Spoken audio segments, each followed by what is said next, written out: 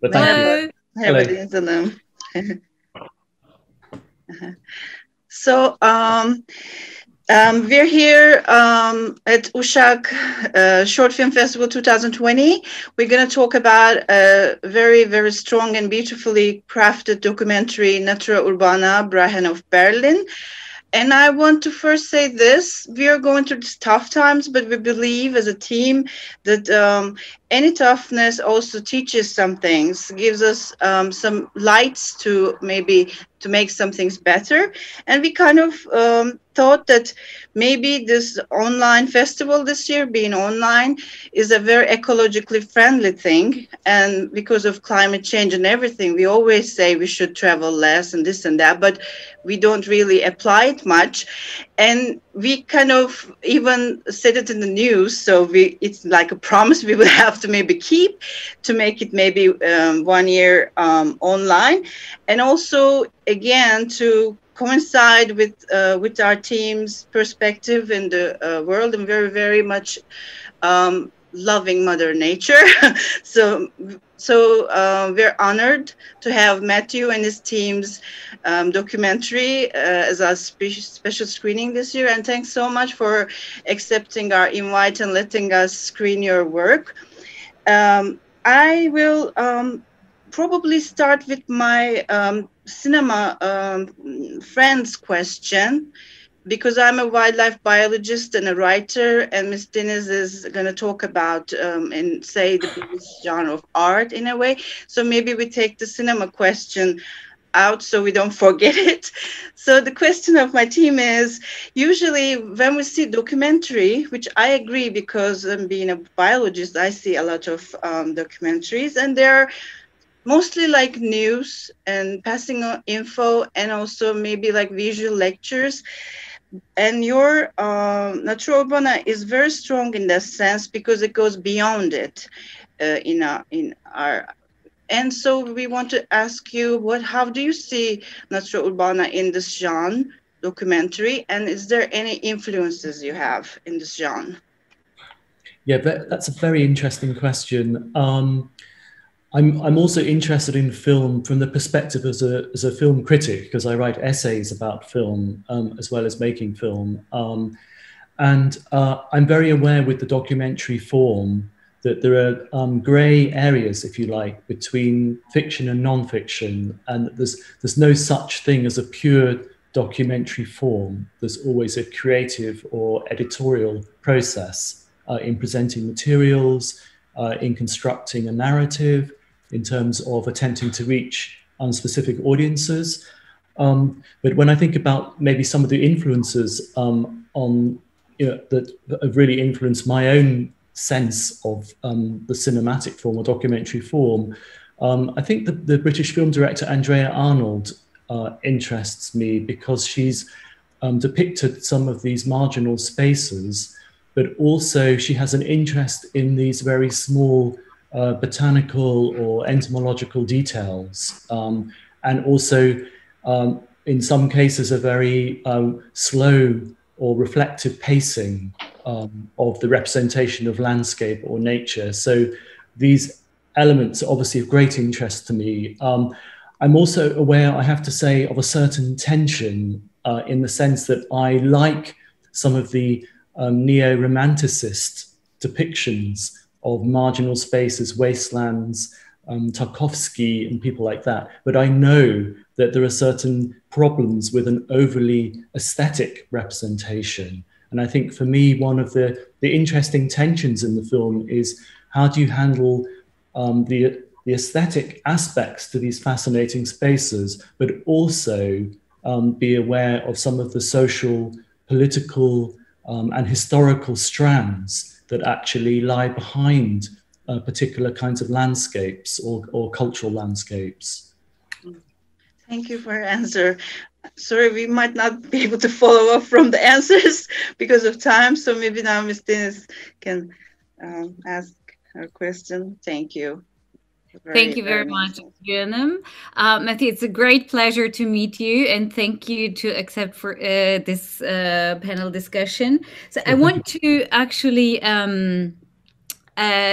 further investigate on this question. So the medium film is a medium that is strongly used in architecture and design, and I'm very much interested in this medium, and we are using the medium, or we're showing a lot of work of architects and designers, research and urgent issues, let's say deep concerning issues via the medium film. So I find it very important what you're explaining and the aesthetic around the movie, and to coinciding, overlapping with the urgency of the topics that you're explaining. So I think it's a very strong way of narrating the stories and the real problems that we're facing right now. So that was a long explanation before I jump into my question. But going back to your to the film and to the issues that you're tackling, so I'm very much interested to understand how do you see the biodiversity in the city as an historical or as a tool to explain about history and the urban development. Sure. I mean, I should say that I'm writing a book actually on urban nature right now that was actually supposed to come out before the film, but it's very complicated and I'm still working on it. So I'm thinking very hard about these questions. Now, for me, one of the really interesting things about urban biodiversity is the fact that it's this very complicated cosmopolitan socio-ecological assemblage that when we look at these marginal spaces, and the richness of species from all over the world, this tells us something about global history, but I think it also raises profound points about what we understand metropolitan cultures of nature to be.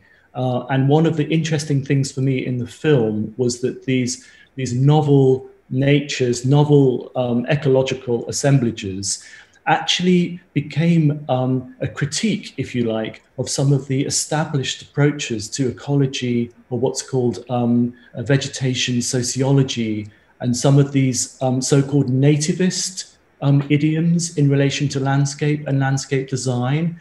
And of course, in a specifically German context, this is highly ideological, this sense of the difference between, if you like, a German or a not German landscape in a metropolitan context raises all kinds of interesting questions. So it was very clear to me that looking at the question of biodiversity is simultaneously a series of political and historical and ideological questions at the same time. And this is something that I wanted to try and convey through the structure of the film. And would you maybe identify that the current urban politics or the architectural invasion in the cities are kind of destroying the biodiversity or endangering this diversity? And this maybe can also be some sort of politics in that sense?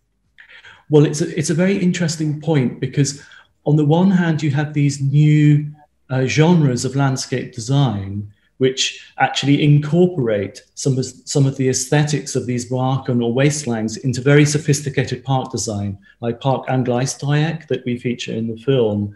But by producing these very sophisticated new public spaces, new parks, you encourage certain processes, certain speculative dynamics within the neighborhood that begins to push up prices, that begins to make it harder for certain groups of people to stay there, that ultimately actually endangers some of the other non-protected spaces of biodiversity. So for me, in a way, there's a strange tension between an aesthetics of a staged urban biodiversity and the wider dynamics of capitalist urbanization.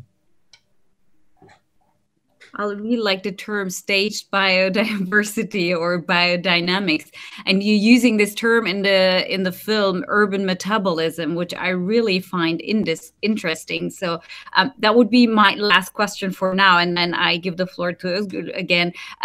What do you mean by urban metabolism, actually? Yes, this is an interesting point of contestation, really, that touches on maybe three different approaches, broadly speaking within the literature, that you have a kind of engineering systems-based ecology approach where metabolism is about the flow of energy materials through urban space as a kind of measurable container.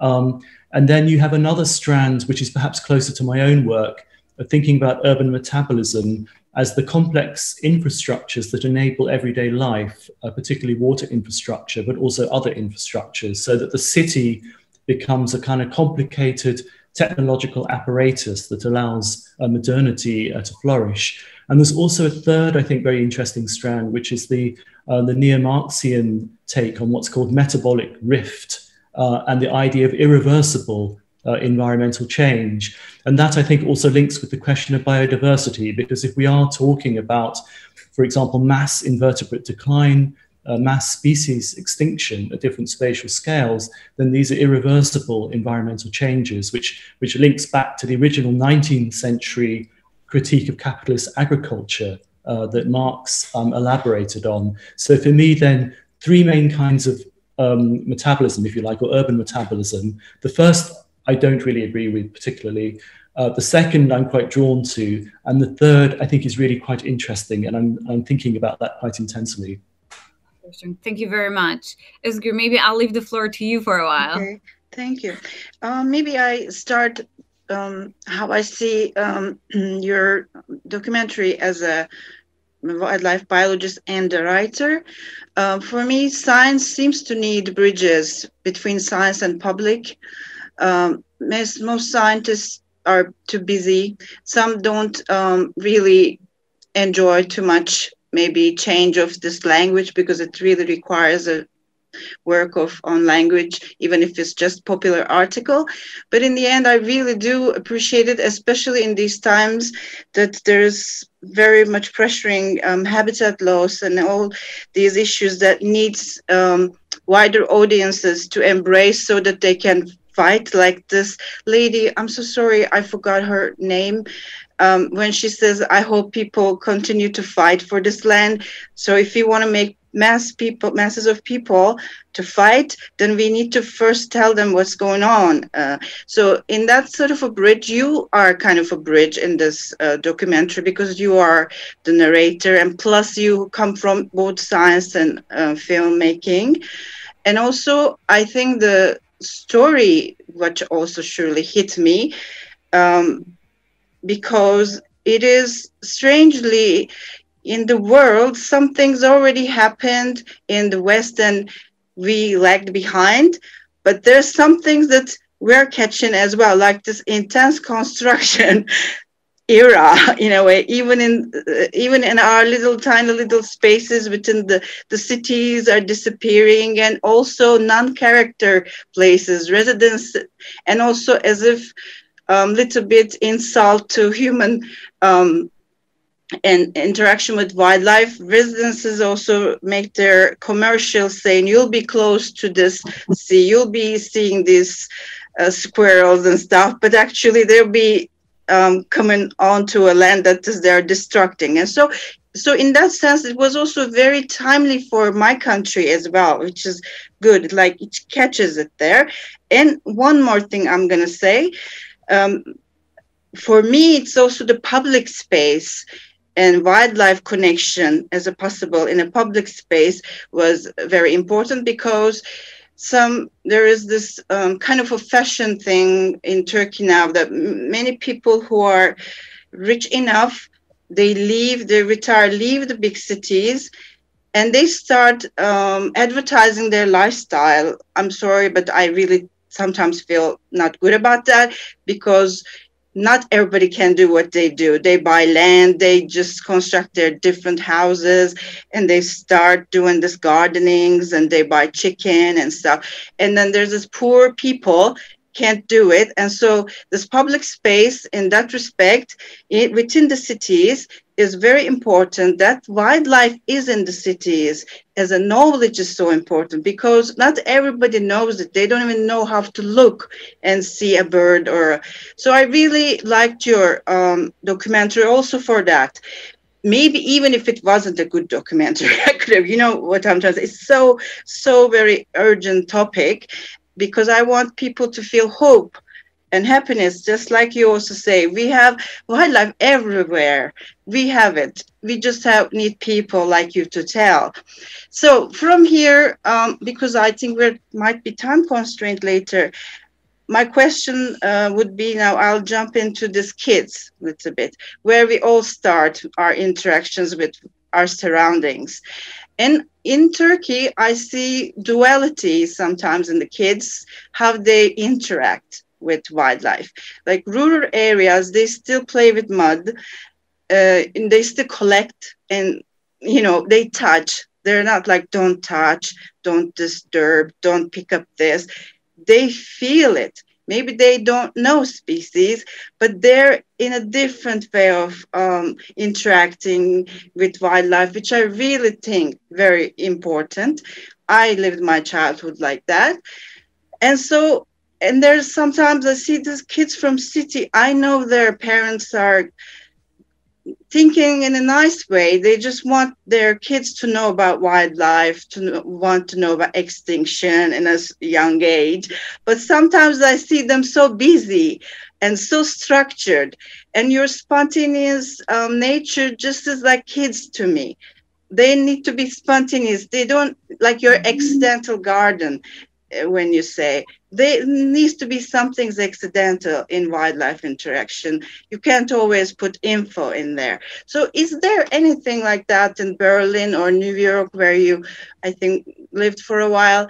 It's not just how spaces change, but interactions, and not the bad people do it, but us, as I said, let's kids learn this, a good intended thing, but getting too off. Maybe, is there anything like that? I mean, I think there is this tension between, if you like, managed experiences of nature in the city, zoos, closely controlled parks, things of that kind, and then spontaneous experiences of nature. And I think one of the interesting things about the city from the viewpoint of children is the possibility to explore urban space. I mean, I know that from my own childhood, that playing in waste spaces was part of my learning about the city, learning about nature. It was a space of adventure, and a space of imagination as well. So I think that you do have this tension then between the controlled space and the spontaneous space. Also, I think this idea that interesting things are everywhere. And one thing I really like about urban botany is the idea that if you just walk down any street, there are interesting things to see all the way down the street. And that's a real inspiration for me, which I've learned from botanists. And all around you then, there is something very interesting. And I think it's, when we talk about the politics of nature, I think if people don't have any direct experience of nature, even if it's just a few birds in the sky or something, it's very hard to have a conversation about why environmental politics is important. And one of the examples from the film, which I think is interesting, is this Südgelände nature park on the former railway site that took a very, very long time to protect, but is now an urban nature reserve. So it has it's not just, if you like, for recreation, but has a kind of scientific objective behind a nature reserve in the city. And these are interesting outcomes, because until quite recently, the protection of nature in the city was often regarded as much less important than nature in a more remote or wilderness location. So this protection then of something that's specifically interesting about urban biodiversity or urban ecology is a relatively new and very interesting development, I think.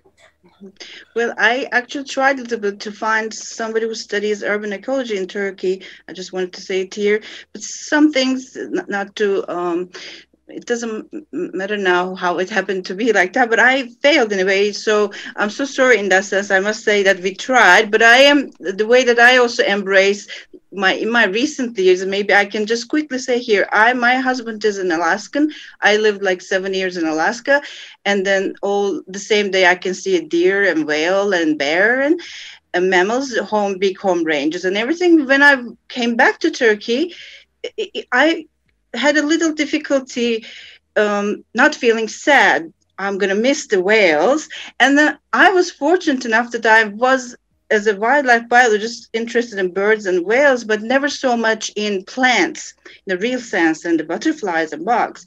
And it just happened, a cut story short, that I had the interest, and with my mother, we always go, like every day we go wherever close by and look. And I just realized that, and also it's a good thing that in Alaska there wasn't so butterflies anyway. So it was a good thing. And all of a sudden, I nearly felt that if I would now go to Alaska, I would miss the butterflies. And all these places we go, they're always very close to where we live. Only that we live in small places. We didn't live in very big cities, but still, wherever we go, we find the butterflies and bugs and everything. And I decided everybody should be interested in these microbes. It's a lifesaver, not just for kids, for people spiritually, because you find them everywhere, and it's nearly like highway to wildlife, like the bugs. And when I saw you say, do you like about bugs, I really liked it. And that's where I first got that maybe you're into writing as well. And they're so beautiful. And all this acoustic changes, whatever. Yes, everything is so much with this microworld, but also the plants, because when you go to a plant, there's others there already, the bugs and stuff. And I think in that sense, in the documentary, plants are in a very central role, but I think I missed a little bit the fauna.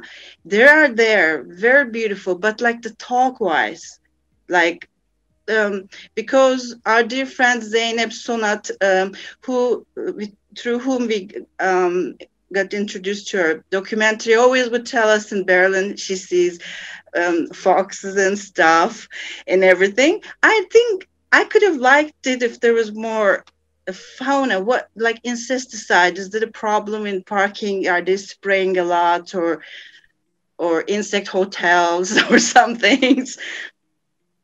Yes, I mean, I've been asked this question before actually, and the aspect of the narrative, because it was really very closely focused on the distinctive Berlin contribution to urban ecology.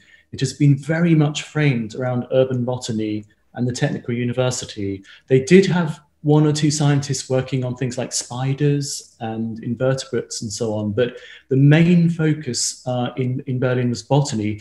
If we'd made the film about Warsaw in Poland, then birds would have featured much more prominently. And what you do find is that different cities often have different groups of scientists and particular questions that they're interested in. If we'd made the film in London, maybe foxes would have been a topic, because that's an interesting example of urban nature or changing. And so it's partly context specific in terms of the particular scientific discourses. But I think in terms of the narrative structure, I would come back to this idea that when we're talking about cosmopolitan ecologies and different kinds of landscapes, plants and botany are really, really important for that particular discussion. So maybe in the future, another film about maybe wild boar on the edge of the city, which is interesting, other beavers and other animals, but that I think would have been... But you showed them. There were all these butterflies. I just don't know in their English name. I also know Latin and Turkish mostly, but there are very many species of butterflies you showed actually, and the very many species. Echium, I love a lot. Many plants. It starts with Selene, SP, and they were so important to me. It was just like the talking part was maybe I could learn. I was also trying to say like what's going on with the bugs in Berlin. Kind of something. The butterflies and also moths featured in the film, this in a way was a kind of almost a secret message to other entomologists, because I'm actually primarily an entomologist, not a botanist. So they're there for people who notice them, basically. So yeah, but they're nice. They also slowness. It was good that some scenes there was no talk. There was just branches, and there were just those butterflies, but no talk over them. It was a good breaks for me. And I think if I have time, I will. I think we do. I want to ask one question that I feel I need to not just ask, but kind of also for maybe our Turkish audience. If you would allow me, maybe this emphasis would be kind of important.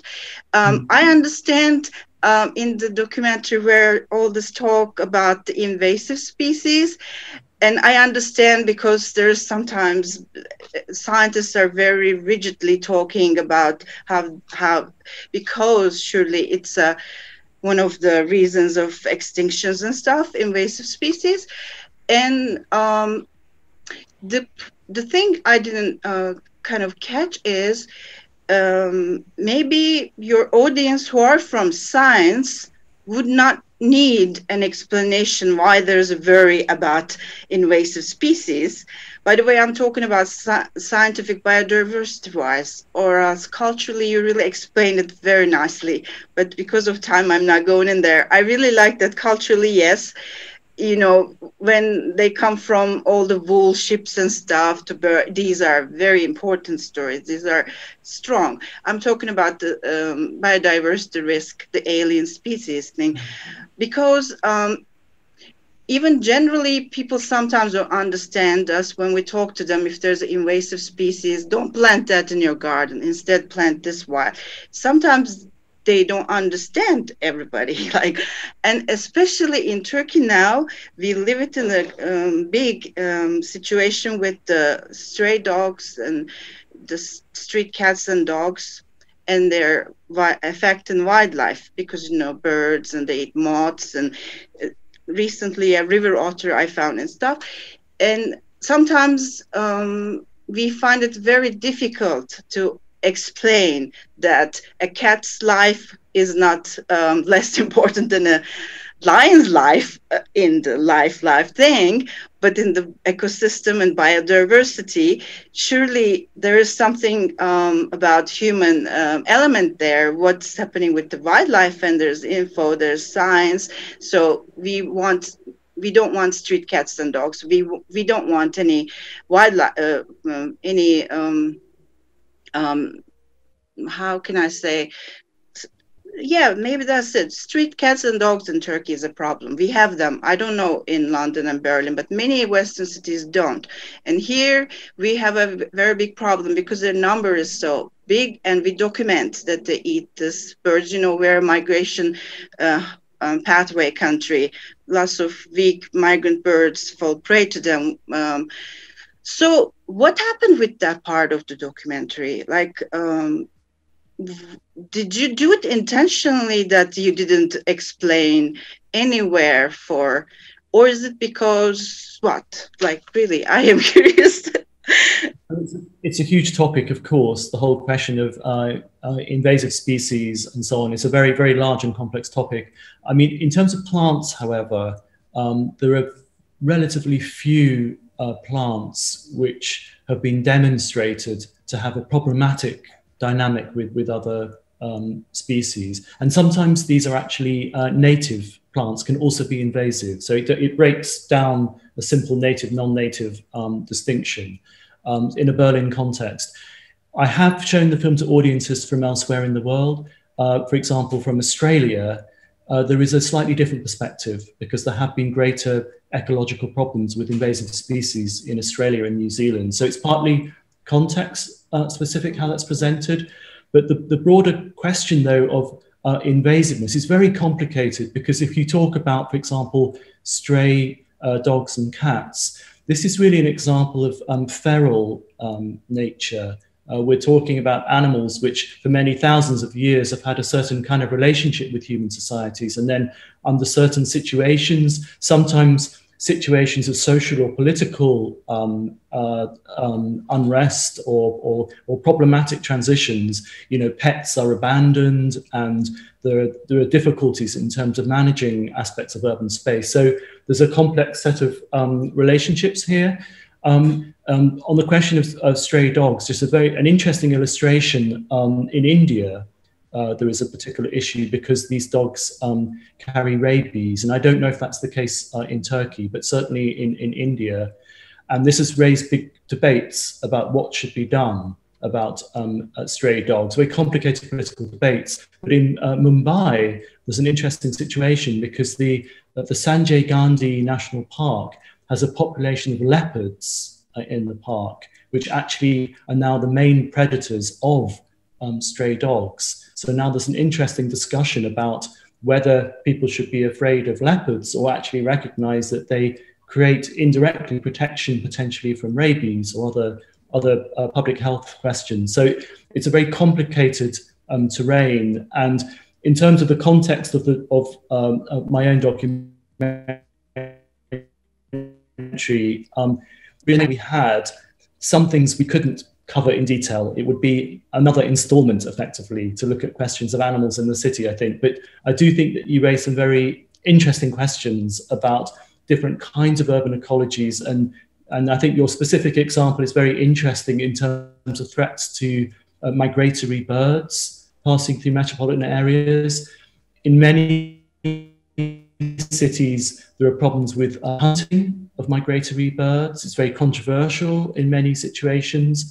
And also habitat destruction. From my wider fieldwork on urban nature in Chennai in southern India, there are a lot of lakes, which are very important for migratory pathways. And these are rapidly being built on in terms of urbanization, so that the birds are losing the critical habitats along their migratory routes. So it's a very complex set of questions, but very interesting.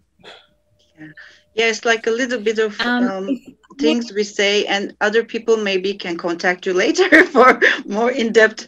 Some things, it's always good communication between people if you want to really protect. I think, Ms. Deniz, you can maybe... yeah, I know we ran out of time, but I wanted to just maybe take the conversation also to our current situation, because cities are mostly affected by the current crisis, by the pandemic, and the biggest areas affected and infected people are in the city. So my question is related to the urban nature. Is there any way of maybe seeing or coming up with new politics around urban nature for the prevention of future diseases or for future outbreaks? And I'm asking this because I know you wrote this book about diseases, about tuberculosis, and how to prevent it, or what the control mechanisms were during that time. So I am wondering what your prediction would be, or if you have any evaluation of the current situation in that. Right, and another immensely complex question. I mean, I think that in terms of the specifics of the coronavirus pandemic, since this is a zoonotic disease, it has directly to do with the relationship between human societies and nature. And people are still in a process of evaluating the exact origins, but it does seem that the destruction of nature, the destruction of biodiversity, raises the level of threat or possibility of viruses or other pathogens crossing the species divide. Also, in terms of the treatment of animals, the mechanization of animal slaughter and the mass transport of live animals and things of that kind. I think there are ethical questions in relation to the treatment of animals at a global scale, which also increase the level of threat for what we're currently experiencing. And what I would hope in terms of the politics of animals to come out of the coronavirus pandemic is that we start to think much more carefully about our relationship with nature and our ethical relationships with animals. Because if the world was vegetarian, we would not be having this coronavirus pandemic. So that's something to think about. Thank you very much. Can I add something if you're fine with your time, because we're past half an hour now?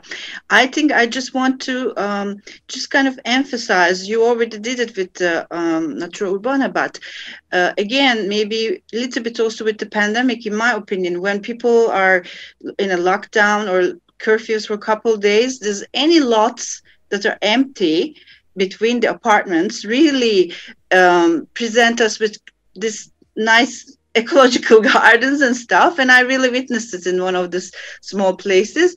And I even witnessed Vanessa Cardui, I think, painted Lady Butterfly migration 2 years ago. I think it was all over the world. And I saw it from the balcony because there was an empty lot and they were flying there. And I stopped many kids and parents, made them watch, because not everybody, even in that intensity, sometimes they don't see it. But I think in this space-wise and the closeness of this urban, these places, if you can have this like your accidental kind of setting, like not manicured, these just empty places, if we leave some of them there, they're really eco-friendly, plus friendly for equality. Poor people can also take their kids and they can revisit. This is very important, understanding concepts of wildlife, because when you revisit, then you see time changes, season changes, emerge of plants, and how emerge of one predation, one spider starts appearing after that little thing, bug, whatever insect appears, and that flowers, you see the seasons, you see how sometimes things are so fast and so slow. In spring, sometimes some things are so crazy. I really think I can't just, with my mother, all the species we're seeing in the Selçuk Ephesus, if you ever come to Turkey, I would suggest you go there, because the ruins of Ephesus, for example, that we visit, and there's also outer city that you're allowed, you can climb from wherever, and there's still this ancient theater, and there is all this, I say in Turkish now for maybe the audience, Çiriş, I forgot to check his name, everywhere, this yellow, this tall plants, and this other plant, that plant, Adonis, and this and that, and I think you would like it a lot. But I like it because revisit, for anybody, equality, it's very important. So, and then even if there some people, we don't have this ideal lives we have, as I said, they're life saviors, because they're there. You might be blocked from being able to travel wherever, or even buy a ticket to opera, but you can go and climb and everything. So I really, I want to end, as I said again, congratulations to your team. And we are really thrilled that we had the opportunity to take your documentary to Turkish audience, and thanks so much for that. We'll be looking forward to and following your further works, because I think these topics cannot be left. People always revisit, and you're already doing. I think you're the principal investigator in a project in research. Yeah, I really would like to follow your work. Thanks so much.